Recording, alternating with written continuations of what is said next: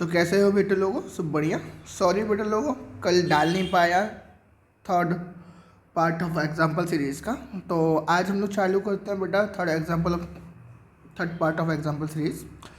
चलो, तो हम लोग आज चैप्टर पढ़ेंगे बेटा plant growth and development. 11th का पार्ट है, ध्यान रखना ये वाला पार्ट 11th का पार्ट है। और 11 के पार्ट में हम लोग basically plant growth and development जब जाओगे तो ग्रोथ की बात करते हैं हम लोग बेसिकली। और जो ग्रोथ होती बेसिकली ध्यान रखना, एक मेरिस्टेमेटिक टिश्यू होता है, उस मेरिस्टेमेटिक टिश्यू से ही क्या होता है, सारी की सारी ग्रोथ होती है ना।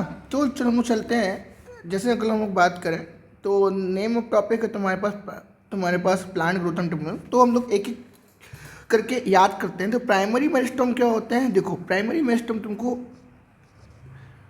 चाहे सूट का टिप हो, सूट मतलब स्टेम का टिप हो, और चाहे तुम्हारे पास क्या हो बेटा, रूट का टिप हो। टिप ऑफ रूट और टिप ऑफ सूट दोनों में तुमको मिलेंगे प्राइमरी मेरिस्टेम जो ग्रोथ कराते हैं, जो सेकेंडरी और टर्सरी ग्रोथ में डेवलपमेंट में हम करेंगे। इसके बाद तो सेकेंडरी ग्रोथ सेकेंडरी मेरिस्टेम है। Secondary meristem lateral meristem, cork cambium और वेस्कुलर कैम्बियम इसके क्या है एग्जांपल है। वेस्कुलर कैम्बियम में तुम्हारे पास दो नाम आएंगे, ध्यान रखना, जाइलम एंड फ्लोएम आएगा। इन दोनों को मिलाकर हम लोग वेस्कुलर कैम्बियम बोलते हैं। ठीक है, डन है ना। कॉर कैम्बियम और लेटरल मेरिस्टेम, ठीक है। फिर डिफरेंशिएशन तुम्हारे पास क्या है, डिफरेंशिएशन करने वाला ट्रैकियल एलिमेंट है, ट्रैकियल एलिमेंट। डिफरेंशिएशन में तुम्हारे पास क्या क्या गया, इंटरफेसिकुलर कैम्बियम, इंटरफेसिकुलर कैम्बियम जो कि इंटर से इंट्रा बनाता है, इंटर से इंट्रा बनाता है, ठीक है। अब डी डिफरेंशिएशन तुम्हारे पास कॉर कैम्बियम में होता है, मेच्योर सेल में होता है। फिर प्लास्टिसिटी और हेट्रोफिली जो तुम लोग देखते हो क्या बोलते हैं, कोरिएंडर में, कोरिएंडर, कॉटन और लश्कर लार्कस्पुर एंड वाटरकप प्लांट में होता है। ये ध्यान रखने वाली बात है, ये एनसीईआरटी का एग्जांपल ये लिखा हुआ है। हेट्रोफिली जो देखने को मिलती है कि तुमको एक लिक्विड कंडीशन में देखने को मिलता है और एक ड्रॉट कंडीशन में देखने को मिलता है। ड्रॉट और लिक्विड कंडीशन में देखने को मिलता है। ड्रॉट में तुम लोग देखते हो कि वो जो पत्तियों का साइज़ वो अच्छा खासा ओपन रहता है, और लिक्विड कंडीशन में तुम लोग देखते हो कि जो पत्तियाँ साइज़ जो बड़ी बड़ी होनी चाहिए वो बड़ी बड़ी ना हो के से मतलब कंस्ट्रिक्ट हो जाती हैं बहुत ज़्यादा। प्लांट ग्रोथ रेगुलेटर तुम्हारे पास आता है एंडोलैस्टिक एसिड, इसको हम लोग IAA नाम से जानते हैं, ठीक है। फिर उसके बाद plant growth regulator adenine derivative तुम्हारे पास कौन कौन से, एडेनिन क्या है तुम्हारे पास, एक ध्यान रखना, एडेनिन एक नाइट्रोजन बेस्ड डेरिवेटिव है, ठीक है, नाइट्रोजन बेस्ड डेरिवेटिव है, ये चीज़ याद रखना। तो N6 furfuryl amino purine, N6 furfuryl amino purine. इसके बाद तुम लोग ज़रा ध्यान देखो, हमारे पास अगला एग्जांपल क्या है बेटा इसमें, कि जो प्लांट ग्रोथ रेगुलेटर में एडेनिन के साथ आता है वो आता है काइनेटिन। क्या आता है तुम्हारे पास, काइनेटिन। फिर प्लांट ग्रोथ रेगुलेटर जो कि कैरोटीनॉइड डेरिवेटिव है वो है एब्सिसिक एसिड। कौन सा तुम्हारे पास बेटा, एब्सिसिक एसिड। फिर प्लांट ग्रोथ रेगुलेटर में तुम्हारे पास टर्पीन्स आएगा। टर्पीन्स में तुम्हारे पास जिब्रेलिन ए जो एक्टिवेटेड फॉर्म में, इसके बाद बहुत सारे मिले। अब टर्पीन्स तुम लोग जाओगे सेकेंडरी मेटाबोलाइट्स में तो तुम्हारे पास मोनोटर्पीन, डायटर्पीन और भी एग्जाम्पल मिलेंगे तुमको।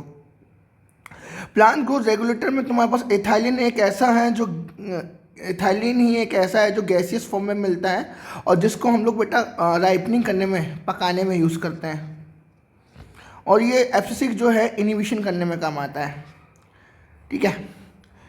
फिर प्लांट ग्रोथ प्रमोट करना मतलब ग्रोथ को प्रमोट करने वाले ऑक्सिन होता है। ऑक्सिन क्या करता है बेटा, टिप ऑफ रूट में मिलता है और जो कि प्लांट को सनलाइट की तरफ ग्रोथ करवाता है, जिसको ढूंढने वाला था एक साइंटिस्ट का नाम था एफवेंट, ठीक है।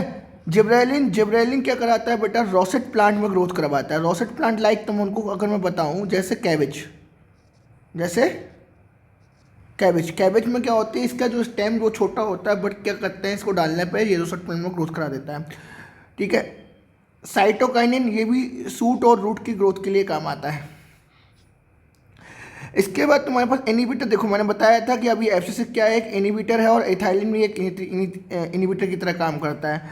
पैडी फील्ड में जब हमारे पास क्या होता है इनहिबिटर, ये जो होता है ये पैडी फील्ड में, तो एथाइलिन ही शायद रहता है ना, यही निकलता है, एथाइलिन निकलता है।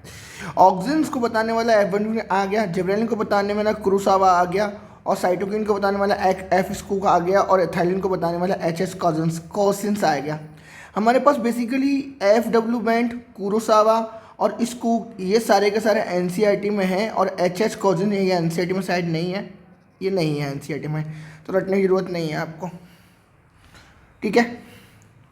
नेचुरल ऑक्सीजन तुम्हारे पास दो हैं, इंडोल एसिटिक एसिड और इंडोल ब्यूटारिक एसिड, और जो ह्यूमन मेड है वो है नेप्थलीन एसिटिक एसिड और 2,5,2,4 डाइक्लोरोफिनॉक्सी एसिटिक एसिड, है ना। नेप्थलीन एसिटिक एसिड और 2,4 डाइक्लोरोफिनॉक्सी एसिटिक एसिड, ये तुम्हारे पास क्या है, ऑक्सीजन जो सिंथेटिक है। जिब्रेलिन तुम्हारे पास GA1, GA2, GA3 है। फिर breathing and exchange of gases की, ब्रीदिंग और एक्सचेंज ऑफ तुम्हारे पास, अब आ जाते हैं हम लोग बेसिकली बात करते हैं बेटा कि ऐसे ऑर्गेनिज्म जो बॉडी सरफेस से रेस्पिरेशन करते हैं वो तुम्हारे पास 3 है, पॉरीफेरस, सिलेंटेड, प्लेटीहेल्मिन्थस। 3 जो ऑर्गेनिज्म हैं वो क्या करते हैं, पॉरीफेरस, सिलेंटेड, प्लेटीहेल्मिन्थस, तीनों के तीनों बॉडी सरफेस से क्या करते हैं, रेस्पिरेशन करते हैं। फिर रेस्पिरेटरी ऑर्गन जो कि मॉइस्ट क्यूटिकल से करता है वो अर्थवॉर्म है, और इसका साइंटिफिक नेम है फेरिटेमा पोस्टुमा, फेरिटेमा पोस्टुमा। एक और चीज़ याद रखना बेटा, ये फेरिटेमा पोस्टुमा 12th में जाओगे तो ये डेट्रीबोर्स, वहाँ पर कटिंग काम करने आता है, बर्मी कंपोस्ट बनाने में काम आता है, ऑर्गेनिक खाद बनाने में काम आता है। रेस्पिरेटरी ऑर्गन ट्रैकियल ट्यूब जो कि इंसेक्ट में मिलता है, इंसेक्ट लाइक तुम्हारे पास कौन सा, आर्थ्रोपोड्स।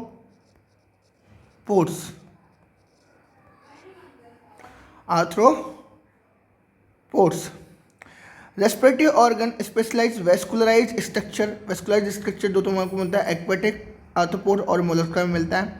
रेस्पिरेटरी ऑर्गन्स जो कि गिल्स फिशेस में मिलता है तुमको देखने को, और रेस्पिरेटरी ऑर्गन जो लंग देखने को मिलता है तुमको एम्फीबियन, रेप्टाइल, बोर्ड्स और मैमल्स में देखने को मिलता है ना। एक और तुम लोग पढ़ोगे बेटा बुक लंग और बुक गिल, बुक लंग्स और बुक गिल, है ना। स्कॉर्पियो में बुक लंग मिलता है, ठीक है। और हाँ ये ठीक है, और कोई दिक्कत नहीं है। रेस्पिरेटरी ऑर्गन मॉइस्ट स्किन जो फ्रॉग भी करता है, फ्रॉग 3 जगह से क्या करता है, रेस्पिरेशन कर सकता है, एक तो स्किन के थ्रू कर सकता है, एक तो लंग के थ्रू कर सकता है, और एक और बक्को फेरेंजियल के थ्रू भी कर सकता है। ये 3 तरीके से क्या करता है, रेस्पिरेशन करता है, स्किन के थ्रू, बक्को फेरेंजियल के थ्रू और लंग्स के थ्रू, ये तीनों जगह से क्या करता है, रेस्पिरेशन करता है। रेस्पिरेटरी सिस्टम कंडक्टिंग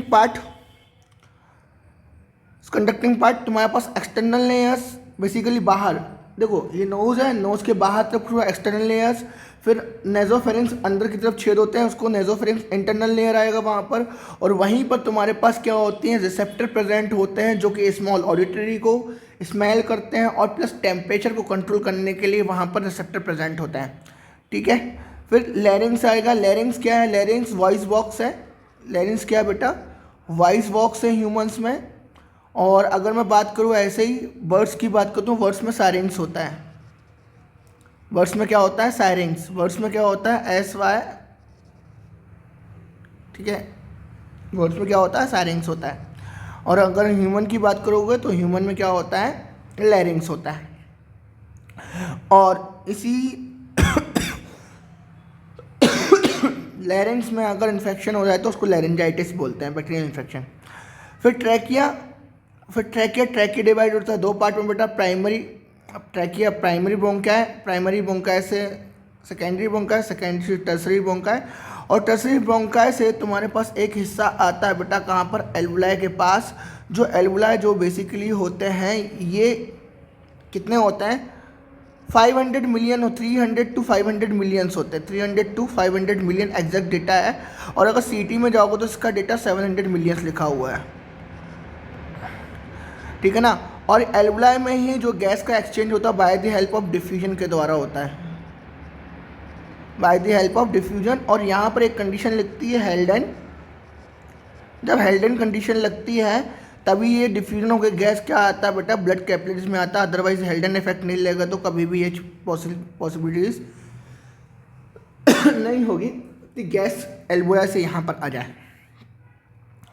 ठीक है, रेस्पिरेटरी सिस्टम में जाओगे तो एल्वुलाई आएगा। एल्वुलाई जो हमको बेसिकली मैंने बता दिया, एल्वुलाई के पास तुम्हारे पास क्या होता है, इसके पास एल्वुलाई के बाद बेसमेंट मेम्ब्रेन और ब्लड कैपिलरीज, इन तीनों के बीच में लेयर होती है, इसको रेस्पिरेटरी एक्सचेंज लेयर बोलते हैं, और लेस देन अ मिलीमीटर होती है, लेस देन अ मिलीमीटर, 1 मिलीमीटर से भी क्या होती है, ये कम होती है, आ लिखा हुआ एनसीईआरटी में। ठीक है ना। अब टाइडियल वॉल्यूम अगर मैं बात करूं, एक पर्सन जो नॉर्मल पर्सन है वो नॉर्मल ब्रीथ करता है तो 500 ml ऑक्सीजन लेता है, 500 ml ऑक्सीजन। दूसरी चीज़, एक नॉर्मल पर्सन जो ब्रीथिंग करता है वो 12 to 16 टाइम करता है, जो एनसीईआरटी में भी लिखा हुआ है। और अगर मैं इसको 500 से इंटू करूँ तो हमको जो ब्रीथिंग टाइम मिलता है वो मतलब हमको जो टोटल अमाउंट मिलता है वो 6000 से 8000 ml मिलता है। फिर हमारे पास क्या रहता है बेटा, respiratory volume, expiratory reserve volume. Expiratory reserve volume मतलब एक्चुअल में क्या है, एक्सपायरेटरी रिजर्व वॉल्यूम का मतलब क्या है कि हम लोग नॉर्मल सांस लेने के बाद जो सांस छोड़ते हैं, ये सांस छोड़ते हैं तो इतनी सांस हम लोग बोलते हैं एक्सपायरेटरी रिजर्व वॉल्यूम, है ना। ये होती 1100 से 1200, और इसके बाद भी हमारे पास कुछ गैस बचती है, उसको बोलते हैं रेसिडुअल वॉल्यूम। क्या बोलते हैं, रेसिडुअल वॉल्यूम और रिजर्व वॉल्यूम। जो रेसिडुअल वॉल्यूम होती है, कहाँ है, सॉरी, रेसिडुअल वॉल्यूम होती है, ये लिखा हुआ है, और वो होती है 1100 से 1200।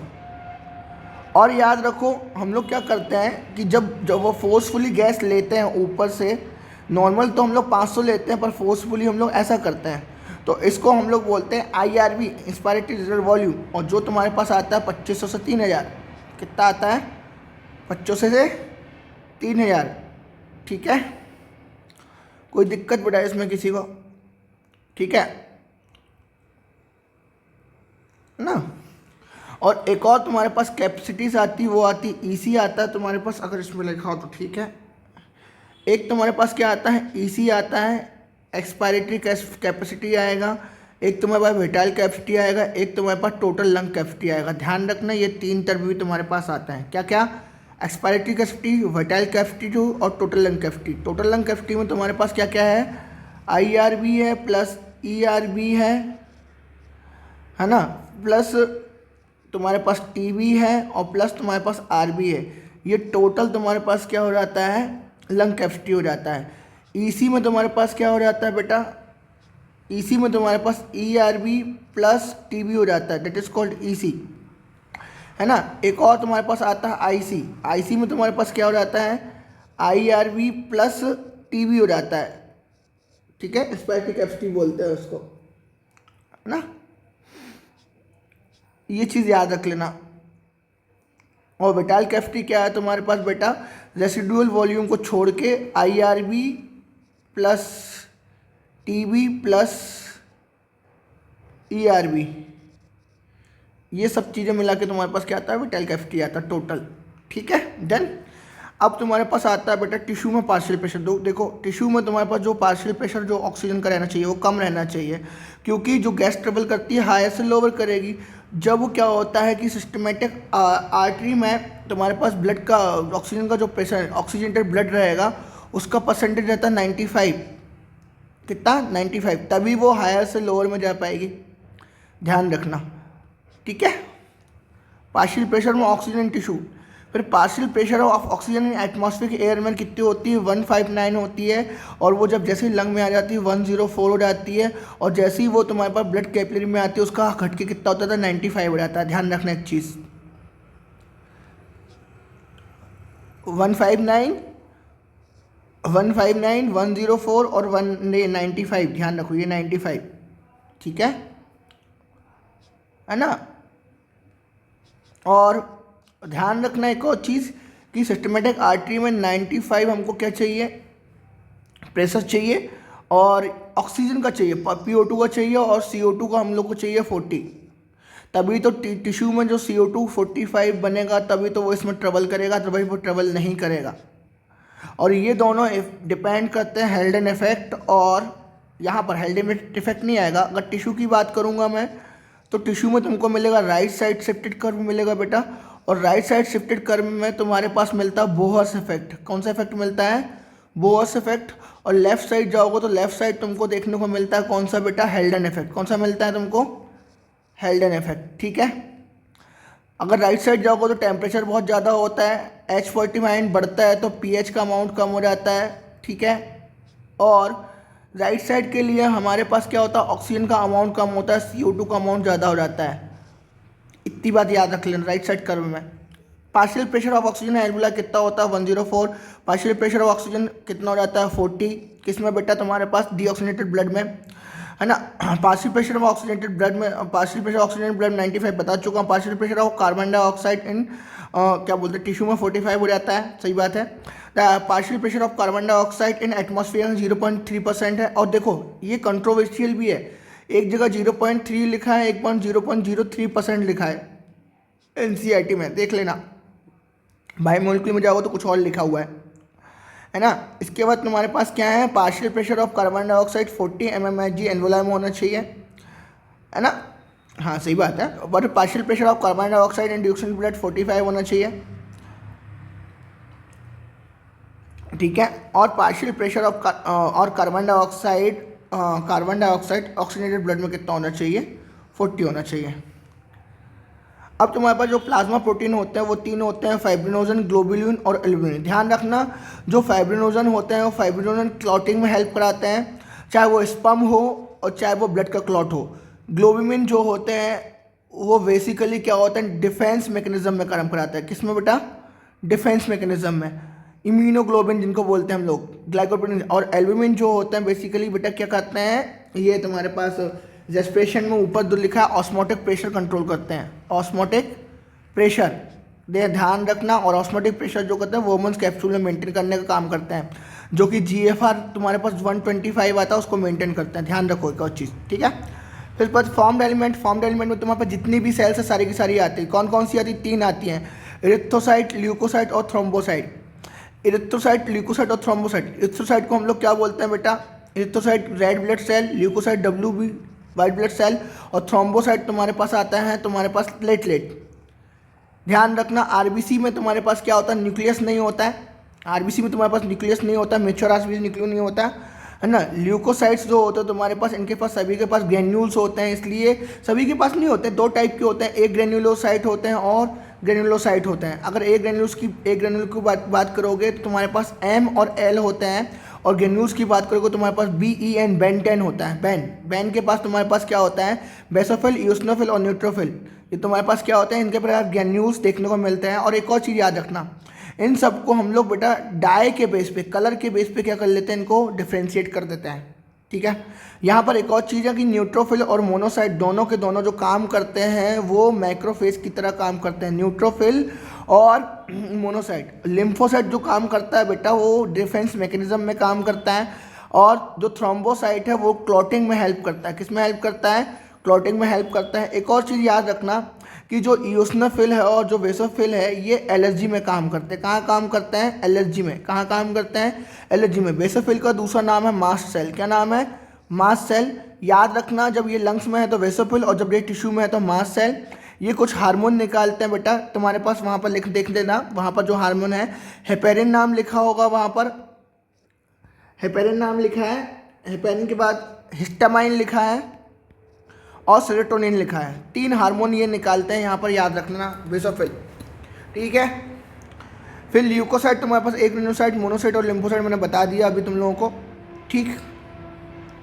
अगर चैम्बर हार्ट की बात करें तो फिशर में 2 चैम्बर हार्ट और सिंगल टाइप ऑफ सर्कुलेशन देखने को मिलता है। 3 चैम्बर हार्ट तुम्हारे पास एम्फीबियन और रेप्टाइल में तुम्हारे पास एक एक्सेप्शन है जिसका नाम क्या है? क्रोकोडाइल में तुमको देखने मिलता है 4 चैम्बर हार्ट। एक और चीज़ याद रखना, जो इनमें ब्लड बहता है एम्फीबियन और रेप्टाइल में इनकम्प्लीट डबल सर्कुलेशन होता है, ठीक है ना। 4 चैम्बर हार्ट में तुम्हारे पास कंप्लीट डबल सर्कुलेशन देखने को मिलता है तुमको। डबल सर्कुलेशन की अगर यहीं बता देता हूँ, डबल सर्कुलेशन बेसिकली कैसे होता है कि 2 बार हार्ट में ब्लड आता है। एक बार डीऑक्सीजनेटेड ब्लड आता है और एक बार ऑक्सीजनेटेड। एक बार कैसा आता है? डीऑक्सीजनेटेड, और एक बार कैसा आता है? Oxygenated. That's why we called double circulatory system. इसके बाद सिंगल सर्कुलेशन तुम्हारे पास फेसिस में आएगा। तो इनकम्प्लीट, देखो इनकम्प्लीट डबल सर्कुलेशन जो आ गया ना, एम्फीबियन और reptile, complete double circulation words mammals, ठीक है। जो नॉर्मल हार्ट बीट रहती है, हार्ट रेट रहता है वो 72.5 रहता है, जो कि कराता कौन है, ऐसे नोड जनरेट करता है। ध्यान रखना, इनको नोडल टिश्यू भी बोलते हैं। क्या बोलते हैं, नोडल टिश्यू भी बोलते हैं। 72 टाइम्स मिनट। हाँ, कार्डियक आउटपुट तुम्हारे पास कितना होता है, लगभग 5100। एक्चुअल में क्या होता है कि एक बार में जो ब्लड होता है वो 70 ml क्या होता है, पंप होता है। इसको स्ट्रोक वॉल्यूम बोलते हैं। क्या बोलते हैं इसको, स्ट्रोक वॉल्यूम। और हमारी हार्ट की जो हार्ट बीट रहती है वो 72 टाइम रहती है, इसलिए जब इसको इंटू करोगे तो 5040 आता है। तो टोटल लगभग कितना बेटा, 5000 ml ही क्या करता है, ब्लड पंप करता है 1 मिनट में। और जो कार्डियक आउटपुट रहता है वो बेसिकली कितना, 0.8 सेकेंड में होता है। और ये चालू कहाँ से होता है, ज्वाइंट ज़रा देखो वहाँ पर लिखा है ज्वाइंट डायस्टोल, है ना। ज्वाइंट डायस्टोल से ही क्या होता है, स्टार्ट होता है तुम्हारे पास कार्डियक आउटपुट। एंथेटिक लाइन दूसरी लाइन है, ठीक है। अब तुम्हारे पास आएगा अमोनोटेलिक, तुम्हारे पास आएगा यूरिटेलिक, तुम्हारे पास यूरिकोटेलिक। 3 टाइप के तुम्हारे पास क्या होते हैं, ऑर्गेनिज्म मिलते हैं जो एक्सक्रीट करते हैं किसका बेटा, प्रोडक्ट का। यहाँ पर याद रखो कि जो अमोनोटेलिक होते हैं, अमोनोटेलिक मतलब अमोनिया का रिलीज करने वाले, यूरियो मतलब यूरिया का, और यूरिको मतलब यूरिक एसिड का। एक चीज़ याद रखना, अमोनिया मोर टॉक्सिक होता है कंपेरिजन टू यूरियो, और यूरियो से भी कम टॉक्सिक होता है यूरिको। अमोनिया में बहुत ज़्यादा वाटर की ज़रूरत पड़ती है ना, यूरिको में उससे कम वाटर की ज़रूरत पड़ती है एक्सेप्ट करने में, और यूरिको में लेस पड़ती है, ठीक है। कोई दिक्कत बेटा, है ना। इसलिए अमोनोटेलिक वाले वो होंगे जो नियर बाय वाटर बॉडी के पास होंगे, और वाटर बॉडी के पास fish, aquatic amphibian, aquatic insect होंगे। अब उनसे थोड़ा दूर आओ तो यूरियोटेलिक जो टेरेस्ट्रियल में आते हैं, जैसे मैमल्स, टेरेस्ट्रियल एम्फीबियंस और मैराइन फिशेस, ठीक है ना, मैराइन फिशेस। इसके बाद तुम्हारे पास आता है जैसे बोनी फिशेस भी शायद बोलते हैं इनको, ध्यान रखना। Uricotelic excrete uric acid reptile, words, land और स्नेल, है ना। यूरिक एसिड, अब ये जो यूरिक एसिड मतलब लीस्ट वाटर का उनका क्या बेटा अमाउंट पड़ता है for excrete out the elements. और कौन से एलिमेंट, टॉक्सिक एलिमेंट जो उनकी बॉडी में सिंथेसाइज हो रहे हैं by the help of excretory system, और इनको एक्सक्रीटरी प्रोडक्ट भी बोलते हैं, ध्यान रखना। और एक और तुम्हारे पास आता है ग्वानोटेलिक। कौन से आते हैं, ग्वानोटेलिक, जो डायरेक्टली रिड्यूस करते हैं और प्रोड्यूस करते हैं ग्वानिन का, उनको बोलते हैं क्या, ग्वानोटेलिक जो डायरेक्टली ग्वानिन का क्या करते हैं, प्रोड्यूस करते हैं। और याद रखना बेटा, ये ग्वानिन क्या है, एक नाइट्रोजन बेस है। तुम्हारे पास जैसे पेंगुइन है, पेंगुइन एक बर्ड है, ना कि फिश है, पर वो रहता पानी में ही है। फिर एक्सक्रीटरी ऑर्गन, अगर एक्सक्रीटरी ऑर्गन जाओगे तो एक्सक्रीटरी ऑर्गन तुम्हारे पास प्रोटोनेफ्रिडिया, जिनको फ्लेम सेल भी बोलते हैं। प्लेटीहेल्मिन्थीस में तुमको मिलेगा, प्लेनेरिया में, है ना, रोटीफर में मिलेगा, एनेरिडम्स में मिलेगा, और सेफेलोकॉडेट्स में मिलेगा, एम्फीऑक्सस। यहाँ पर तुमको नेफ्रिडिया, फ्लेम सेल्स, वहाँ पर तुम लोग एनिमल किंगडम में जाके ये देखते हो। फिर एक्सक्रीटरी ऑर्गन मेल्फिजियन ट्यूब्यूल जो तुम लोग देखो मिलता है, इंसेक्ट में मिलता है। इंसेक्ट बेसिकली कौन, कॉकरोच, ठीक है। फिर तुम्हारे पास एक्सक्रीटरी ऑर्गन ग्रीन ग्लैंड और क्रस्टेशियन ग्लैंड तुमको क्रस्टेशियंस में मिलती है, प्रॉन्स में मिलता है। और तुम्हारे पास ग्लोमेरुलर फिल्ट्रेशन रेट जो होता है यहाँ पर 125 मिलीलीटर पर मिनट, मतलब बॉडी को लगभग एक दिन में 180 लीटर क्या करना पड़ता है, फिल्ट्रेट आउट करना पड़ता है। जिसके कारण तुम लोग देखो हमारी बुक में देखना, जो यूरिया का अमाउंट बनता है वो 20 to 25 ग्राम पर डे के हिसाब से बनता है। 20 से 25 ग्राम के बीच में ही है पर डे के हिसाब से यूरिया का क्या होता है, प्रोडक्शन होता है। ध्यान रखना एक और चीज़, हम सारा का सारा यूरिया हम लोग बॉडी से बाहर नहीं निकालते। क्यों नहीं निकालते हैं, क्योंकि NaCl और यूरिया जो है, NaCl और यूरिया वो मेंटेन करता है ऑस्मोल रेगुलेशन को। किसको मेंटेन करता है बेटा, ऑस्मोल रेगुलेशन को, ठीक है। अब तुम्हारे पास मूवमेंट कराने के लिए तुम्हारे पास आ जाओ, लोकोमोशन एंड मूवमेंट। तुम्हारे पास मसल होती हैं, 2 टाइप की होती हैं, एक स्मूथ होती हैं और एक तुम्हारे पास स्केलेटल मसल होते हैं। स्केलेटल मसल कौन सी मसल, जैसे जॉ, जो क्या करती हैं बेटा, मतलब वॉलंटरी फंक्शन देती है, ठीक है ना। और स्मूथ मसल में वॉलंटरी फंक्शन नहीं होता। अभी तुमको मैं दोनों के एग्जांपल बता दूंगा कहाँ पर कौन कौन सी मसल होती हैं, ठीक है ना। नेम ऑफ टॉपिक अगर मैं बताऊँ, मूवमेंट ऑफ सीलिया, सीलिया जो मिलता है वो पैरामीशियम मिलता है। और ये ध्यान रखना, वहाँ पर एक स्टेटमेंट दिया है कि laden with food, laden with food drop out into the gullet, ये डायरेक्टली लिखा हुआ है कि फूड जो है मूवमेंट करता है सीलिया के साथ और डायरेक्टली कहाँ जाता है, माउथ में जाता है, किसके बेटा, पैरामीशियम के। फिर टेंटेकल्स तुम्हारे पर हाइड्रा में मिलता है। मूवमेंट और स्ट्रीमिंग ऑफ प्रोटोप्लाज्म अमीबा में मिलता है। अमीबा में ध्यान रखना स्यूडोपोडिया देखने में मिलता है। किसमें मिलता है स्यूडोपोडिया देखने को, अमीबा में। एक और चीज़ ध्यान रखना, मैक्रोफेज में भी तुमको स्यूडोपोडिया देखने को मिलते हैं। ये एक तो वॉकिंग करने के साथ साथ ध्यान रखो फूड को कैच करने में भी क्या करता है, हेल्प करता है ना। फ्लैजिला तुम्हारे पास स्पर्मेटोजोआ बेसिकली स्पर्म में मिलेगा, यूग्लिना में मिलेगा और स्पॉन्जेस में मिलेगा। Sponges, Euglena and spermatozoa flagella देखने को मिल जाता है इनमें, ठीक है। अब स्केलेटन मसल तुम्हारे पास देखो, locomotion and change and body posture, basically क्या है कि जब बॉडी मूव करती है तो उसके बॉडी का स्ट्रक्चर चेंज होता ही होता है, ध्यान रखना। स्मूथ मसल में ऐसा नहीं होता, स्मूथ मसल में होता है कॉन्ट्रैक्शन। अगर मैं तुमको एक एग्जांपल दूं, जैसा तुमको अगर मैं बताऊं यूट्रस की वॉल होती है कौन सी, यूट्रस की जो वॉल होती है वो होती है मायोमेट्रियम। और मायोमेट्रियम में अगर हमको क्या during time of menstruation cycle हमको क्या कराना है, साइक्लिक चेंज कराना है। साइक्लिक चेंज होता है किसका बेटा, एंडोमेट्रियम का। तो एंडोमेट्रियम जब ब्रेक होती है तो वहाँ पर मूवमेंट जो होता है, बिगोरस मूवमेंट जो होता है, एनसीटी की लाइन है, बिगोरस जो मूवमेंट होता है वो एक्चुअल में किस में होता है बेटा, मायोमेट्रियम में होता है। एक और चीज़, ड्यूरिंग दी पार्चुरेशन, ये भी लाइन लिखी हुई है कि पार्चुरेशन जब बच्चे का बर्थ होता है, चाइल्ड का बर्थ होता है, तो बिगोरस मूवमेंट जो होता है वो मायोमेट्रियम में होता है। और उसको मूवमेंट कराने के लिए एक हार्मोन आता है जिसका नाम है ऑक्सीटोसिन।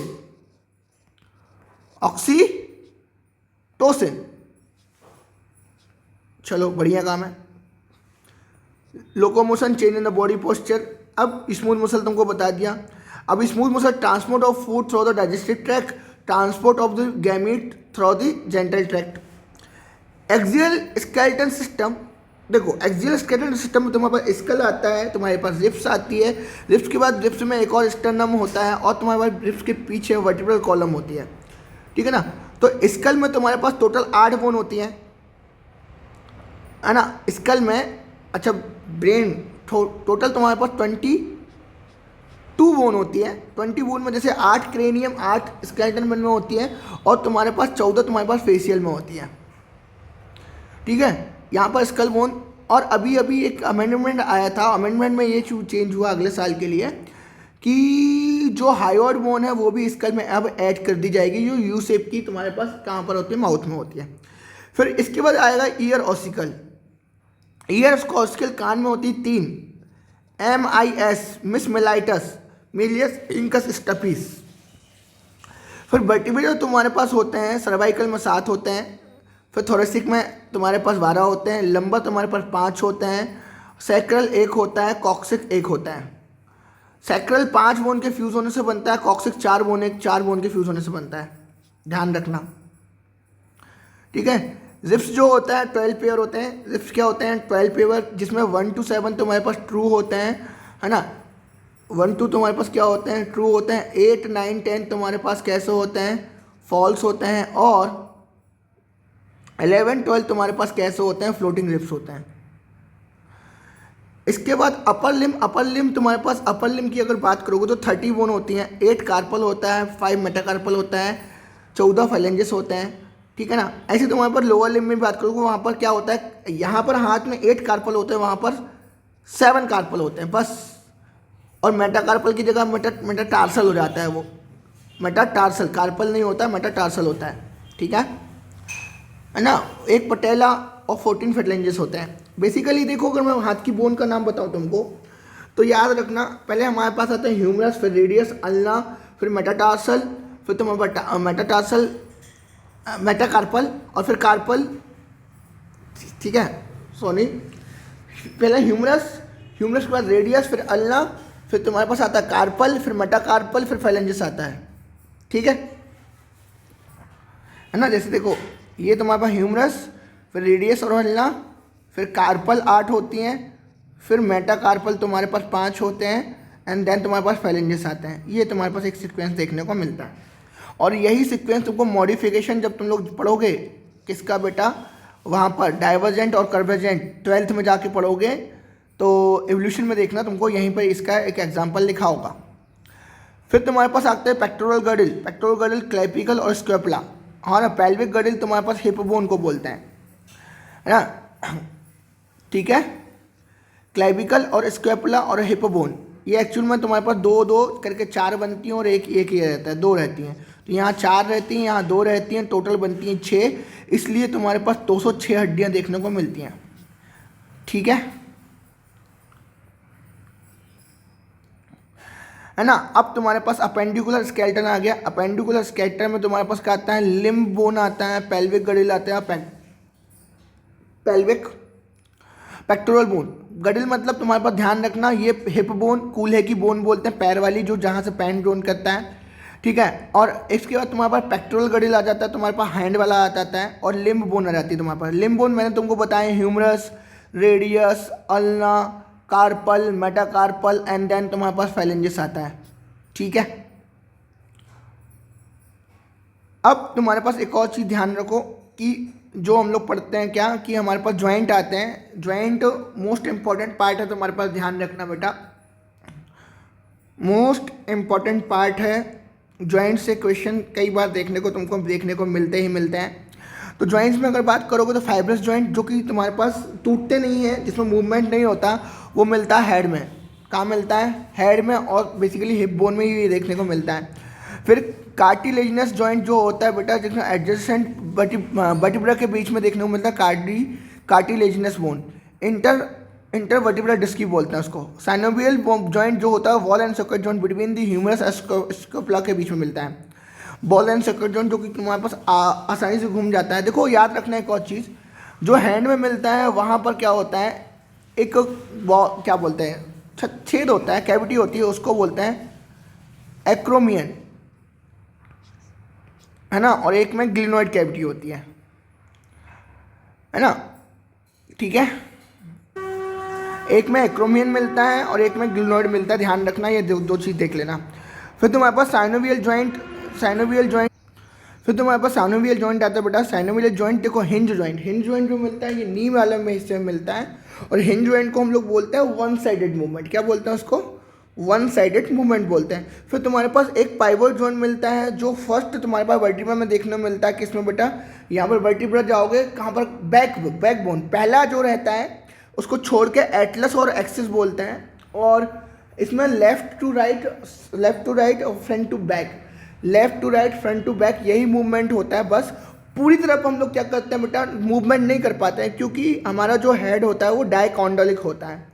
डायकॉन्डोलिक जो कि हमको क्या करता है, एक 180 डिग्री सेल्सियस और 180, राइट साइड 180 डिग्री सेल्सियस और लेफ्ट साइड 180 डिग्री सेल्सियस ही हम लोग क्या कर पाते हैं, मूवमेंट कर पाते हैं, ध्यान रखना। ठीक है ना। और यहाँ पर फोरम एंड ओवेल होता है। फोरम एंड ओवेल से हमारे पास क्या आती है, सारी के सारी बेसिकली नर्व्स निकल के आती है तुम्हारे वर्टिब्रल कॉलम में, है ना। और फिर इसके बाद वर्टिब्रल कॉलम जो होती है वो बिना छेद होता है उसमें, और उसके अंदर CSF भरा होता है, सेरेब्रो स्पाइनल फ्लूइड भरा होता है। ठीक है, अब तुम्हारे पास ग्लाइडिंग तुम्हारे पास सिर्फ कहाँ मिलता है बेटा, थंब में मिलता है, और कहीं पर भी देखने को तुमको मिलता है नहीं। ग्लाइडिंग जो मिलता है कार्पल में देखने को मिलता है, और तुमको सैडल जॉइंट जो मिलता है ओनली थंब में देखने को मिलता है, और कहीं देखने को नहीं मिलता है सैडल जॉइंट, ध्यान रखना। ठीक है, और वो सैडल जॉइंट भी बनता है कार्पल और मेटाकार्पल के बीच में बनता है, और ग्लाइडिंग जोन जो बनता है कार्पल के बीच में बनता है। ठीक है, अब न्यूरल कंट्रोल एंड कोऑर्डिनेशन में जाओगे, लास्ट पर तुम्हारे पास हार्मोन्स आएंगे। हार्मोन की डिसीज बहुत इंपॉर्टेंट है, और इसमें तुम्हारे पास जो ब्रेन के पार्ट है वो इंपॉर्टेंट करते हैं। जैसे तुम्हारे पास न्यूरल ऑर्गेनाइजेशन नेटवर्क सबसे पहले देखा गया था हाइड्रा में, और कहाँ देखने को मिलता था, हाइड्रा में। और हाइड्रा में एक्चुअल में जो मूवमेंट होता है वो किसी तरफ होता है, ये यूनिडायरेक्शनल नहीं होता, किसी भी डायरेक्शन में क्या होता है, मूवमेंट होता है, ध्यान रखना। इसका बेसिकली न्यूरॉन्स यू शेप में होता है, 8 शेप में होता है, ये भी याद रख लेना अगर रख सको तो थोड़ा बहुत। Neural organisation brain, neuron organisation brain plus ganglia जो इंसेक्ट में मिलता है। जैसे तुम लोग को मैंने बताया था कि जो ऑर्थोपोडिया में हमने पढ़ा है एक स्ट्रक्चर जिसका नाम कॉकरोच है, तो कॉकरोच की बॉडी में अलग अलग जगह क्या होता है, न्यूरो गैंग्लिया प्रेजेंट होते हैं, है ना। 6 तुम्हारे पास सम हेड में होते हैं, 6 थोरेक्स में, 3 ऑब्डोमेन में, ऐसा कुछ तुम्हारे पास क्या होता है डायग्राम में देखने को मिलता है।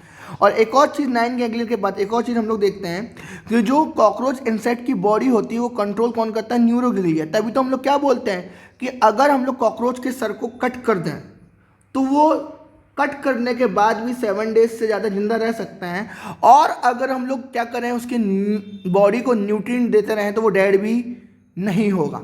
ये भी एक कहावत है, कहावत नहीं एक तुम प्रूफ है, ठीक है।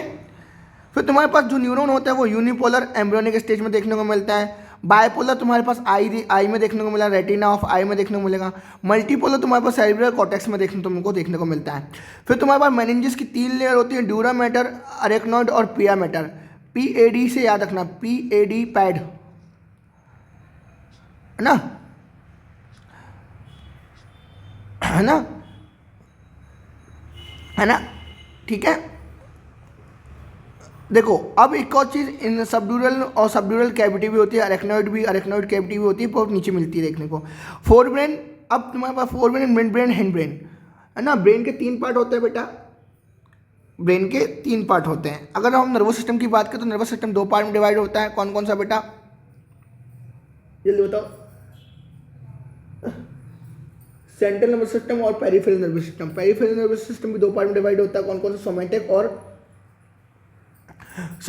और ऑटोनॉमस, ठीक है ना। ऑटोनॉमस, अब ऑटोनॉमस क्या करता है, सिंपली रेट ऑफ इंक्रीज को, ऑटोनॉमस में भी 2 टाइप है, एक तुम्हारे पास सिंपैथेटिक और एक तुम्हारे पास पैरासिम्पैथेटिक। सिंपैथेटिक क्या करता है, इंक्रीज करता है रेट ऑफ रिएक्शन को, और पैरासिम्पैथेटिक क्या करता है, डिक्रीज करता है रेट ऑफ रिएक्शन को, ठीक है। ये चीज़ भी याद रख लेना। फोर ब्रेन तुम्हारे पास क्या है, फोर ब्रेन में तुम्हारे पास सेरेब्रम है, थैलेमस है और हाइपोथैलेमस है। क्या फोर ब्रेन में क्या है बेटा, तुम्हारे पास सेरेब्रम, नॉट सेरेबेलम नहीं, क्या सेरेब्रम, थैलेमस और हाइपोथैलेमस। सेरेब्रम तुम्हारे पास लार्जेस्ट पार्ट होता है बेटा, है ना, लार्जेस्ट पार्ट होता है थैलेमस और हाइपोथैलेमस। मिड ब्रेन तुम्हारे पास क्या है, सेरेब्रल एक्विडक्ट है, मिड ब्रेन में सेरेब्रल एक्विडक्ट है, और यहाँ पर कॉर्पोरा क्वाड्रिजेमिना देखने को तुमको मिलता है। एक और चीज़ याद रखना, जो CSF आता है वो सी के थ्रू आता है ना, एक्विडक्ट के थ्रू आता है। फिर हिंड ब्रेन आओगे तो मेडुला, पोन्स और सेरेबेलम, क्या क्या है तुम्हारे पास, है ना, मेडुला, पोन्स और सेरेबेलम। यहाँ पर एक और चीज़ याद रखने वाली बात है कि जो हाइपोथैलेमस है वो इमोशन कंट्रोल करता है, गुस्सा आना, प्यार जताना, सब कुछ करता है। और इसके लिए एक और चीज़ इंपॉर्टेंट है, ऑक्सीटोसिन, है ना, ऑक्सीटोसिन बहुत ज़्यादा इंपॉर्टेंट है। दूसरी चीज़ याद रखना, यहाँ पर एक और क्वेश्चन बनता है, लिम्बिक सिस्टम का बनता है, किसका, लिम्बिक सिस्टम। और लिम्बिक सिस्टम में तुम लोग क्या पढ़ते हो, जहाँ पर thalamus, hippocampus, cerebrum along with cerebrum, और एक और यहाँ पर आता है क्या, थैलेमस, हाइपोथैलेमस, सेरेब्रम और अमेग्डला। ये सब मिलके तुम्हारे पास क्या बनाता है बेटा, एक लिम्बिक सिस्टम बनाते हैं। और लिम्बिक सिस्टम के साथ साथ ये इमोशन कंट्रोल करते हैं, सेक्सुअल डिजायर्स को भी कंट्रोल करते हैं, वहाँ पर ये भी लिखा होगा, ठीक है, NCERT में जाकर देख लेना। फिर लास्ट तुम्हारे पास केमिकल कंट्रोल एंड कोऑर्डिनेशन में तुम्हारे पास, देखो अब मैं बेसिकली अगर मैं बात करूँ तो हमारे पास कोई ब्रेन है, ब्रेन से भी कुछ हार्मोन निकलता है, जैसे हाइपोथैलेमस से हार्मोन निकलता है ना, GNS, गोनेडोट्रोपिन रिलीजिंग हार्मोन। मतलब तुम्हारे पास हाइपोथैलेमस से 2 टाइप के हार्मोन निकलते हैं, एक निकलता है रिलीजिंग हार्मोन और एक निकलता है इनहिबिटरी। एक तुम्हारे पास निकलता है बेटा रिलीजिंग हार्मोन, एक तुम्हारे पास निकलता है इनहिबिटरी हार्मोन, ठीक है। चलो इसके बाद ये inhibitory hormone, basically releasing hormone काम करता है एंटीरियर पिट्यूटरी पे, और एंटीरियर पिट्यूटरी को हम लोग बोलते हैं बेटा एंटीरियर पिट्यूटरी और पोस्टीरियर पिट्यूटरी। और बीच में तुम्हारे पास क्या होता है, एक तुम्हारे पास एरिया जहाँ MSH वाला एरिया होता है, वो भी एंटीरियर पिट्यूटरी का ही पार्ट होता है, ठीक है ना। और तुमको एक और चीज़ पता है कि पिट्यूटरी जो होती है वो सेलर टर्सी नाम की कैविटी में मिलती है, ठीक है। चलो स्फिनोइड बॉइन की सेलर टर्सी नाम की कैविटी में देखने को मिलती है। अब पिट्यूटरी ग्लैंड के तुम्हारे पास एंटीरियर साइड से जो मिलता है उसको एडिनो हाइपोफाइसिस बोलते हैं, और पोस्टीरियर साइड को न्यूरो हाइपोफाइसिस बोलते हैं। पास इंटरमीडिएट, पास नर्वोसा भी बोलते हैं उसको, ठीक है। एक और चीज़ याद रखना कि एंटीरियर पिट्यूटरी से निकलने वाले हार्मोन ग्रोथ हार्मोन होते हैं, प्रोलेक्टिन होता है, थायरॉयड स्टिमुलेटिंग हार्मोन होता है, एडिनोकॉर्टिकोट्रोपिक हार्मोन होता है ना, ल्यूटिनाइजिंग हार्मोन होता है, फॉलिकुलर स्टिमुलेटिंग हार्मोन होता है, और मेलानोसाइट स्टिमुलेटिंग हार्मोन, ये इसको कंक्लूड करते हैं हम लोग बेटा किसके साथ, एडिनोकॉर्टिकोट्रोपिक हार्मोन के साथ, ध्यान रखना, है ना, ठीक है। कोई दिक्कत इसमें किसी को, है ना। बेसिकली 6 होते हैं, 6 इसलिए बोलते हैं क्योंकि एडिनोकॉर्टिकोट्रोपिक हार्मोन के साथ मेलानोसाइट स्टिमुलेटिंग हार्मोन भी उसी में कंक्लूड होता है। तो टोटल तुम्हारे पास एक्चुअल में एंटीरियर पिट्यूटरी से 6 हार्मोन निकलते हैं, इंटरमीडिएट से 1 हार्मोन निकलता है, और बॉडी और तुम्हारे पास जो पास नर्वोसा है पोस्टीरियर पिट्यूटरी से, वहाँ से 2 हार्मोन रिलीज आउट होते हैं। एक होता है तुम्हारे पास कौन सा बेटा, ऑक्सीटोसिन, और दूसरा तुम्हारे पास होता है एडीएच, एंटी डायरेटिक हार्मोन, और उसी का नाम वैसोप्रेसिन है, ठीक है। अब पिट्यूटरी ग्लैंड का न्यूरो हाइपोफाइसिस, अब तुम्हारे पास ऑक्सीटोसिन और वैसोप्रेसिन है। देन वैसोप्रेसिन तुमको ध्यान रखना कंडीशनल रीअब्जॉर्प्शन कराता है, ऑक्सीटोसिन तुम्हारे पास क्या कराता है, कॉन्ट्रैक्शन कराता है। ड्यूरिंग टाइम ऑफ प्रेगनेंसी, जब लेबर पेन जल्दी कराता है, डॉक्टर ऑक्सीटोसिन के ही क्या करता है, इंजेक्शन देता है, डॉक्टर गिव्स द इंजेक्शन। अब मेजरली तुम्हारे पास आ जाता है बेटा डिसीज, क्या रहता है, डिसीज में याद रखना over secretion of growth hormone.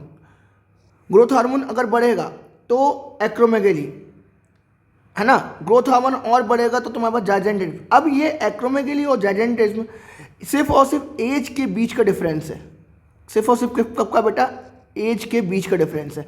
जैसे अगर मैं बात करूं, जाइजेंटिज्म कब होगा,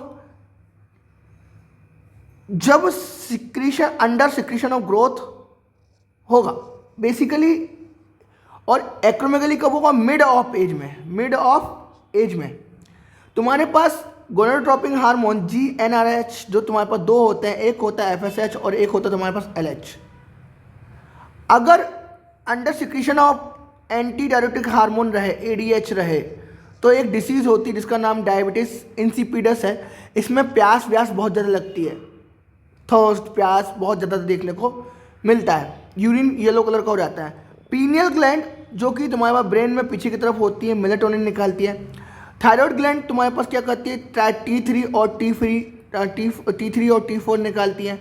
T4 का अमाउंट ज़्यादा रहता है, T3 का अमाउंट कम रहता है, पर फिर भी T3 मोर एक्टिव रहता है। और ये आयोडीन अमीनो एसिड, आयोडीन के पे डिपेंड करते हैं, ठीक है ना, ओके। और एक और चीज़ है कि ये टायरोसिन अमीनो एसिड से मिलकर बना होता है, ठीक है। थायरोक्सिन, अगर थायरोक्सिन का सिक्रीशन कम हो तो तुम लोगों ने देखा होगा हमारे गले में, और बेसिकली गले का साइज बढ़ जाता है, उसको बोलते हैं ग्वाइटर, क्या बोलते हैं उसको, ग्वाइटर, एक ग्वाइटर बोलते हैं। अगर ओवर प्रोडक्शन हो तो आंखें बाहर आ जाती हैं, उसको बोलते हैं एक्सोप्थेलिन ग्वाइटर, और ग्रेव डिसीज बोलते हैं। पैराथायरॉयड ग्लैंड तुम्हारे पास पैराथायरॉयड ग्लैंड पैराथायरॉयड हार्मोन निकालता है। फिर थाइमोस हार्मोन थाइमोसिन निकालता है, जो बेसिकली एक्चुअल में क्या करवाता क्या है बेटा, थाइमोसिन रिस्पॉन्सिबल होता है बी लिम्फोसाइट और टी लिम्फोसाइट के प्रोडक्शन के लिए। एड्रिनल मेडुला से तुम्हारे पास निकलता है एपिनेफ्रिन, नॉर एपिनेफ्रिन, ठीक है ना। एड्रिनल कॉर्टेक्स से तुम्हारे पास निकलता है जोना रेटिकुलेटर एंड्रोजन। फिर एड्रिनल कॉर्टेक्स के जोना फेसिकुलेटर कॉर्टिसोल। अब कॉर्टिसोल का एक और फंक्शन है, ये हम लोग एज अ यूज़ करते हैं, इम्यूनोसप्रेसेंट की तरह लेते हैं, है ना। साइक्लोस्पोरिन ए के साथ साथ इसको भी हम लोग इम्यूनोसप्रेसेंट की तरह लेते हैं, इसका नाम क्या है, कॉर्टिसोल। फिर एड्रिनल कॉर्टेक्स में तुम्हारा जोनल ग्लोमेरुलस एल्डोस्टेरोन निकलता है। एल्डोस्टेरोन कहाँ जाता है, रास सिस्टम में जाता है। रास सिस्टम ध्यान रखना किडनी में होता है, किडनी में तुम्हारे पास काम आता है ना। पैंक्रियास से निकलता है ग्लूकागॉन, अल्फा सेल से निकलता है, और पैंक्रियास से निकलता है बीटा सेल बेटी सेल से निकलता है इंसुलिन जो होता है 51 अमीनो एसिड का बना होता है, इसमें ए चेन और बी चेन होती है, और डाइसल्फाइड बोन से जुड़े होते हैं। एक और चीज़ सी चेन भी होती है, सी चेन को हम लोग रिमूव कर देते हैं। एक और चीज़ याद रखना, जो पैंक्रियाज होता है, पैंक्रियाज से निकलने वाला ग्लूकागॉन और बीटा सेल से निकलने वाला इंसुलिन, ये दोनों एक दूसरे के एंटागोनिस्टिक होते हैं। इंसुलिन ग्लूकोज का लेवल कम कराता है ना ब्लड में, और ग्लूकागॉन बढ़ाता है, ठीक है, एंटागोनिस्टिक काम करता है। टेस्टिस से निकलने वाले दो हार्मोन एंड्रोजन और testosterone responsible for sperm production, nutrition के लिए। जो सटोली सेल क्या करती हैं, बाहर से लेते हैं, इंटरस्टिशियल सेल से सारा का सारा बाहर की तरफ से जो बनता है हार्मोन उसको अंदर की तरफ ले लेती है, एंड्रोजन बाइंडिंग प्रोटीन बनाती है, कौन, सटोली सेल। फिर टेस्टिस एंड्रोजन, फिर तुम्हारे पास ओवरी रहेगा, ओवरी से निकलने वाले दो हार्मोन ईस्ट्रोजन और प्रोजेस्टेरोन। हार्ट से निकलने वाला एक hormone atrial natriuretic factor, peptide bone जो कि पेप्टाइड वाला होना है, ठीक है, आर्टियल बॉल से निकलता है। याद रखना ये भी लोअरिंग द ब्लड प्रेशर करवाता है, एनसीडी की लाइन है। जस्टर ग्लोमेरुलस सेल किडनी से erythropoietin responsible for RBC production, है ना। पेप्टाइड हार्मोन, प्रोटीन हार्मोन और पॉलीपेप्टाइड हार्मोन, तुम्हारे इंसुलिन, ग्लूकागॉन, पिट्यूटरी के निकलने वाले जितने भी हार्मोन है सारे के सारे क्या होते हैं तुम्हारे पास, पेप्टाइड प्रोटीन हार्मोन होते हैं। और हाइपोथैलेमिक हार्मोन वो भी सारे के सारे कैसे होते हैं, प्रोटीन हार्मोन होते हैं। इंसुलिन, ग्लूकागॉन, पिट्यूटरी हार्मोन और हाइपोथैलेमिक हार्मोन। स्टेरॉयडल हार्मोन तुम्हारे पास कॉर्टिसोल, टेस्टोस्टेरोन, एस्ट्राडियोल और प्रोजेस्टेरोन होते हैं, ध्यान रखना। आयोडोथायरोनिन डेरिवेटिव तुम्हारे पास थायरोक्सिन होता है, ट्राई आयोडोथायरोनिन होता है। फिर अमीनो एसिड डेरिवेटिव तुम्हारे पास एपिनेफ्रिन लिखा होगा। फिर हाइपोथैलेमस से कुछ हार्मोन निकलते हैं, रिलीजिंग हार्मोन और इनहिबिटिंग हार्मोन भी निकलते हैं, जैसे gonadotropin releasing hormone, thyrotropin releasing hormone, corticotropin releasing hormone, growth hormone releasing hormone, somatostatin भी तुम्हारे पास हाइपोथैलेमस से निकलता है, prolactin releasing hormone, prolactin inhibiting, melanocyte splitting hormone, melatonin inhibiting hormone, ठीक है ना। तो रिलीजिंग हार्मोन और इनहिबिटिंग हार्मोन सारे के सारे हाइपोथैलेमस निकालता है। और हार्मोन्स विद इंटरसेलुलर रिसेप्टर तुम्हारे पास दो टाइप के होते हैं, स्टेरॉयड हार्मोन होते हैं और आयोडोथायरोन। अब एक और चीज़ यहाँ देखो, जो हार्मोन की रिएक्टिविटी होती है वो दो तरीके से होती है। एनसीईआरटी में जाकर देखोगे तो एक हार्मोन ऐसे आते हैं जो डायरेक्टली प्लाज्मा मेम्ब्रेन को क्रॉस करते हैं, और दूसरे हार्मोन ऐसे होते हैं जो प्लाज्मा मेम्ब्रेन के ऊपर काम करते हैं। अगर मैं बात बताऊं, ऐसे हार्मोन जो डायरेक्टली जीनोम लेवल पे काम करें